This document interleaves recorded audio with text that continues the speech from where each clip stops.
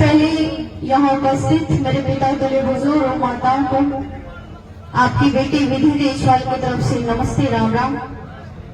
समझ नहीं आ रहा इस दुख की घड़ी में कैसे इस पीड़ा को व्यक्त किया जाए, लेकिन मेरे दिल से, मेरे अंदर से सिर्फ एक ही बात निकल रही है कि जो ये रोष आपके अंदर है, जो ये अग्नि, ये ज्वाला आपके अंदर बढ़ती हुई है, इसको मेरे भाइयों को भी बुझने मत देना।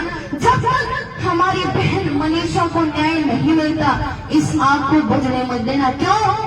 क्योंकि कोलकाता में रेप केस हुआ, यूपी में एक 4 साल की बच्ची के साथ दुष्कर्म करके उसको शमशान घाट में काट के फेंक दिया जाता है, लेकिन जैसे उन बच्चियों का अंतिम संस्कार हुआ, ये देश की जनता जनार्दन शांत पड़ गया।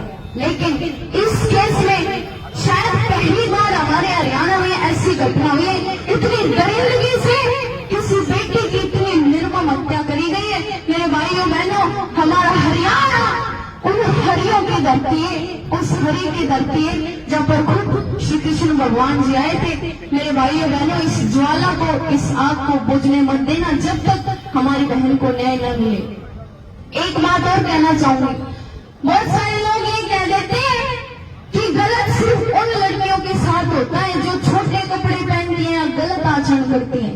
मैं पूछना चाहती हूँ इस समाज से, वो 4 साल की बच्ची जिसको यूपी में काट के शमशान घाट में फेंक दिया जाता है, उसने कौन से छोटे कपड़े पहने होंगे?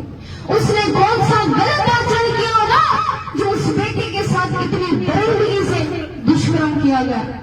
मेरे भाइयों बहनों, बस यही विनती करती हूँ, इस ज्वाला को कभी जब तक न्याय ना मिले इसको बुझने मत देना। और एक बात और, मैं अपने समाज के बीच में खड़ी हूँ, ये बात मैं जरूर बोलना चाहती हूँ। हमारे जितने भी कलाकार साथी हैं, मेरे भाई हैं, मैं भगवान ने जितनी भी थोड़ी बहुत मुझे कला दी है, मेरा कोई भी कार्यक्रम हो, कीर्तन हो, जागरण हो, किसी भी प्रकार का हो, मैं अपनी तरफ से पूरा प्रयास करती हूँ कि जागृति फैलाई जाए। हर कीर्तन में, हर जागरण में मैं इस मुद्दे पर आवाज उठाती हूँ कि एक लड़की जब भी घर से बाहर निकलती है ना, उसको 100 चीजों का ध्यान रखना पड़ता है। मेरे कपड़े तो ठीक से, कुछ उड़ा तो नहीं है, लेकिन फिर भी कुछ दरिंदे, कुछ हरामखोर नुक्कड़ों पर खड़े हो गए बहन बेटियों को गंदी नजर से देखते हैं।